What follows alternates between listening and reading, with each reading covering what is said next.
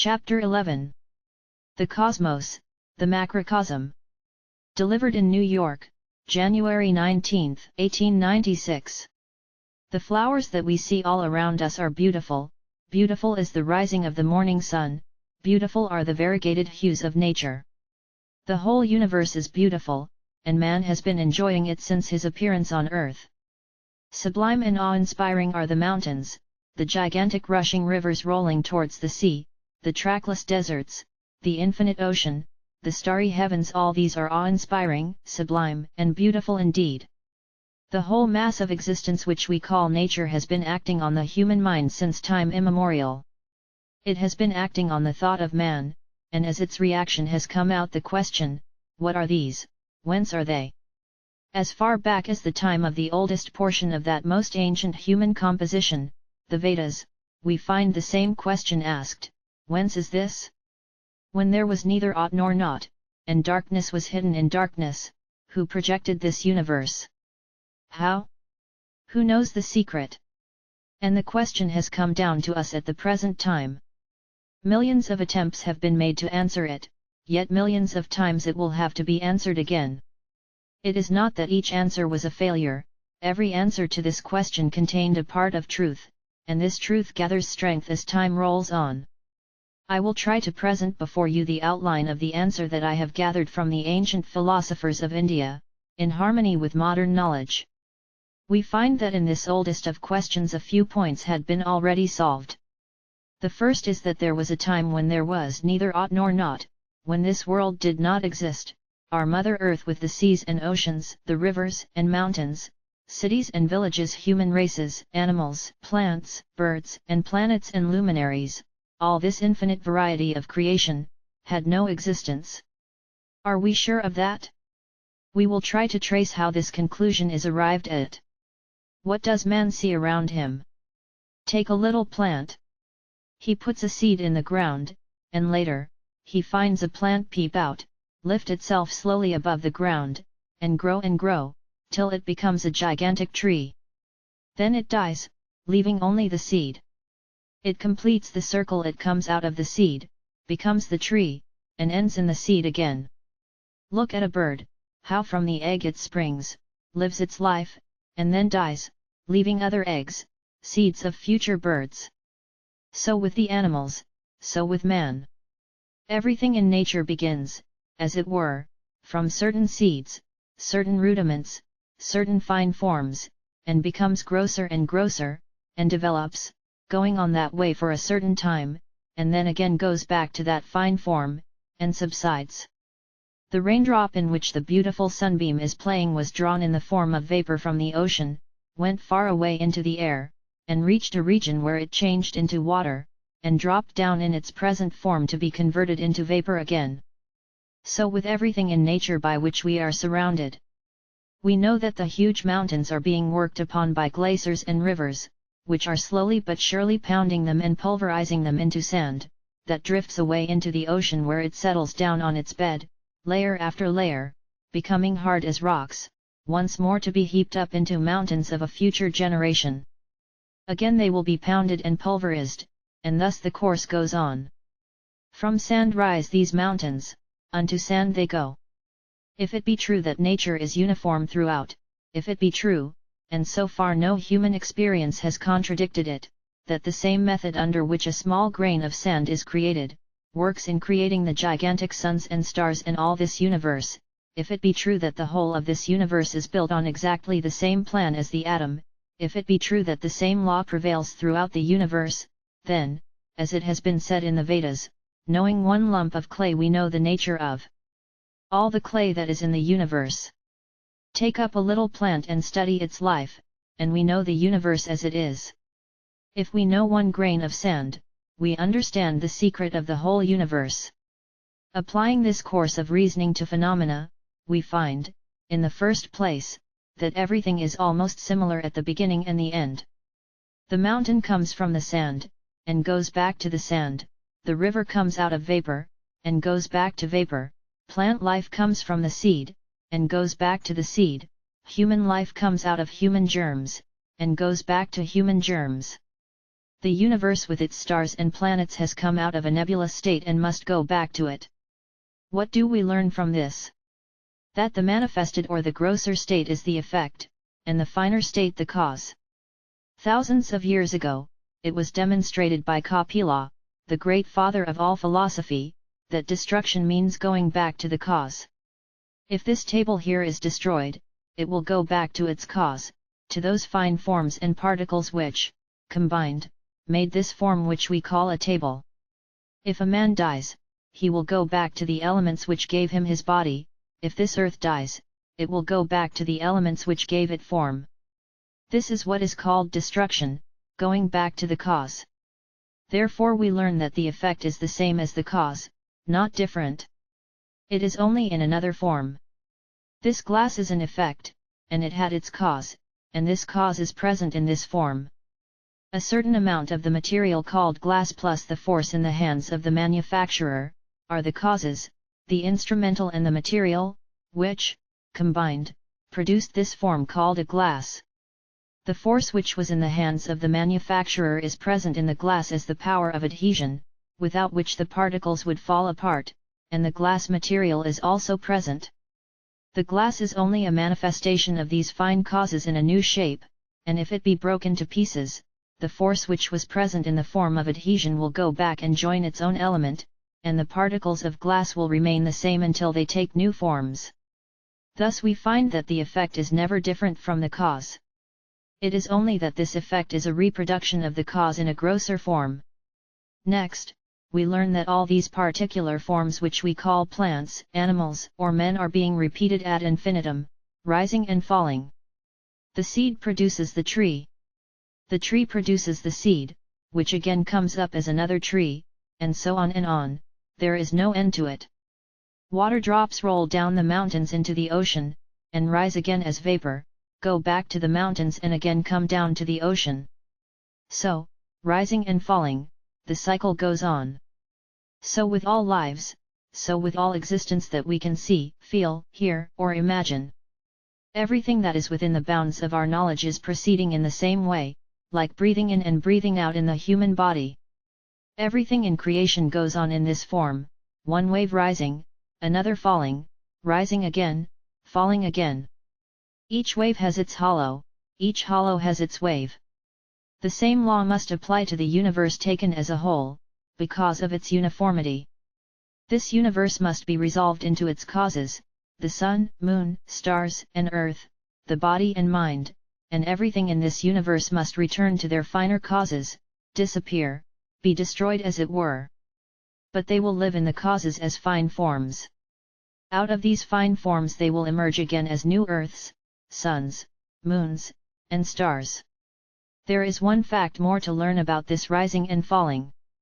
The seed comes out of the tree, it does not immediately become a tree, but has a period of inactivity, or rather, a period of very fine unmanifest action. The seed has to work for some time beneath the soil. It breaks into pieces, degenerates as it were, and regeneration comes out of that degeneration.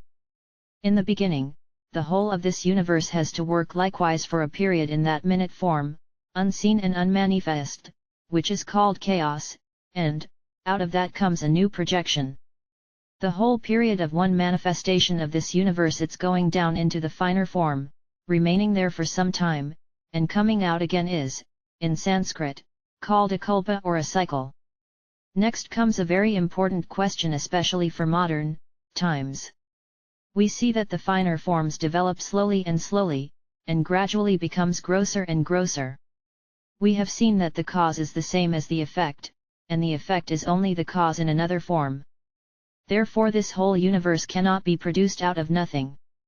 Nothing comes without a cause, and the cause is the effect in another form. Out of what has this universe been produced then? From a preceding fine universe. Out of what has men been produced? The preceding fine form. Out of what has the tree been produced? Out of the seed, the whole of the tree was there in the seed. It comes out and becomes manifest. So, the whole of this universe has been created out of this very universe existing in a minute form. It has been made manifest now. It will go back to that minute form, and again will be made manifest. Now we find that the fine forms slowly come out and become grosser and grosser until they reach their limit, and when they reach their limit they go back further and further, becoming finer and finer again. This coming out of the fine and becoming gross, simply changing the arrangements of its parts, as it were, is what in modern times called evolution. This is very true, perfectly true, we see it in our lives. No rational man can possibly quarrel with these evolutionists. But we have to learn one thing more.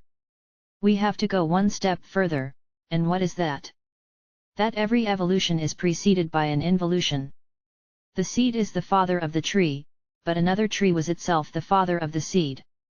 The seed is the fine form out of which the big tree comes, and another big tree was the form which is involved in that seed. The whole of this universe was present in the cosmic fine universe. The little cell, which becomes afterwards the man, was simply the involved man and becomes evolved as a man. If this is clear, we have no quarrel with the evolutionists, for we see that if they admit this step, instead of their destroying religion, they will be the greatest supporters of it. We see then, that nothing can be created out of nothing. Everything exists through eternity, and will exist through eternity. Only the movement is in succeeding waves and hollows, going back to fine forms, and coming out into gross manifestations. This involution and evolution is going on throughout the whole of nature. The whole series of evolution beginning with the lowest manifestation of life and reaching up to the highest, the most perfect man, must have been the involution of something else. The question is, the involution of what? What was involved? God. The evolutionist will tell you that your idea that it was God is wrong. Why? Because you see God is intelligent, but we find that intelligence develops much later on in the course of evolution. It is in man and the higher animals that we find intelligence, but millions of years have passed in this world before this intelligence came. This objection of the evolutionists does not hold water, as we shall see by applying our theory. The tree comes out of the seed, goes back to the seed, the beginning and the end are the same. The earth comes out of its cause and returns to it.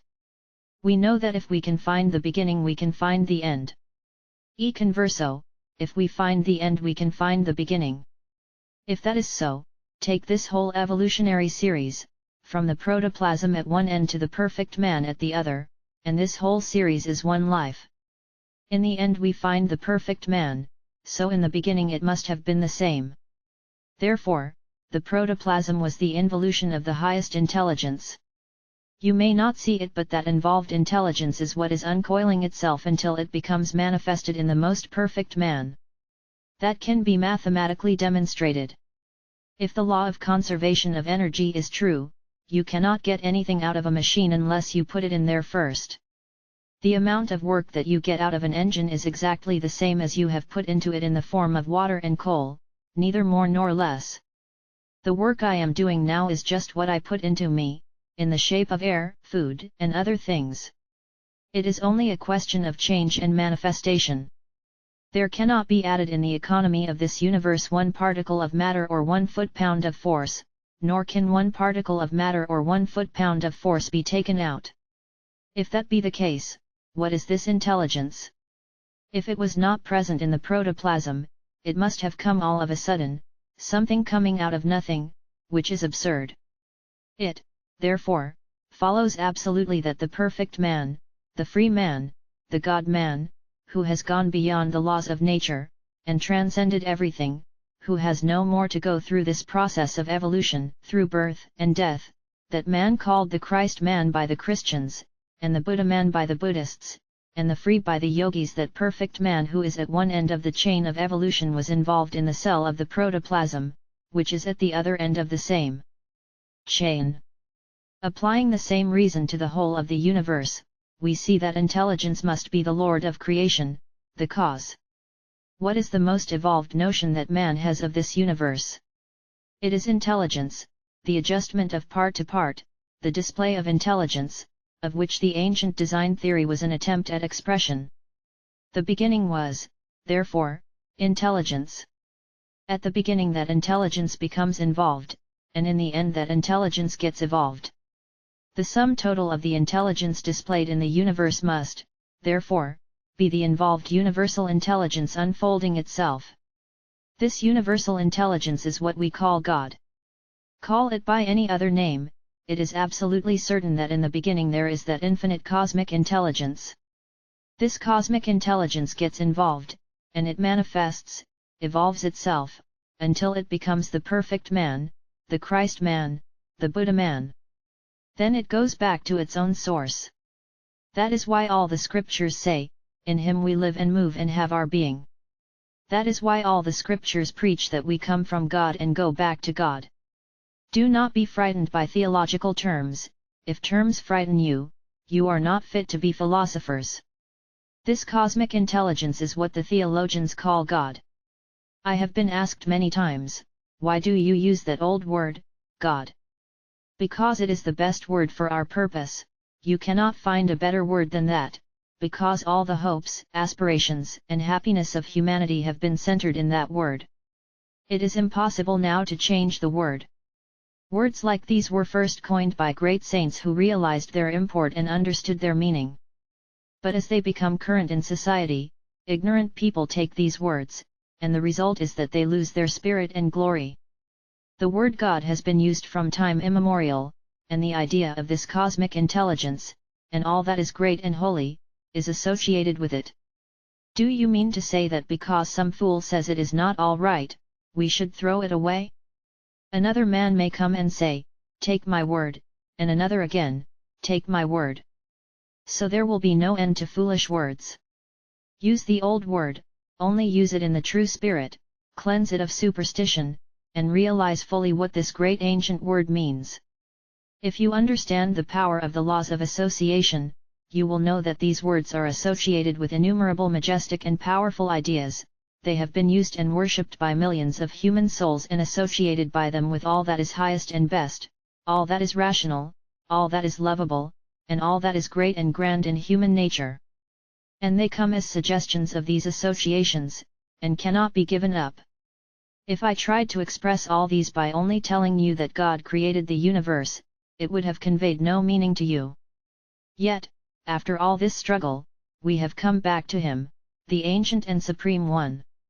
We now see that all the various forms of cosmic energy, such as matter, thought, force, intelligence and so forth, are simply the manifestations of that cosmic intelligence, or, as we shall call it henceforth, the Supreme Lord. Everything that you see, feel, or hear, the whole universe, is His creation, or to be a little more accurate, is His projection, or to be still more accurate, is the Lord Himself. It is He who is shining as the sun and the stars, He is the Mother Earth. He is the ocean Himself. He comes as gentle showers, He is the gentle air that we breathe in, and He it is who is working as force in the body. He is the speech that is uttered, He is the man who is talking. He is the audience that is here. He is the platform on which I stand, He is the light that enables me to see your faces. It is all He. He Himself is both the material and the efficient cause of this universe, and He it is that gets involved in the minute cell, and evolves at the other end and becomes God again. He it is that comes down and becomes the lowest atom, and slowly unfolding His nature, rejoins Himself. This is the mystery of the universe. Thou art the man, thou art the woman, thou art the strong man walking in the pride of youth, thou art the old man tottering on crutches, thou art in everything. Thou art everything, O Lord. This is the only solution of the cosmos that satisfies the human intellect. In one word, we are born of Him, we live in Him, and unto Him we return.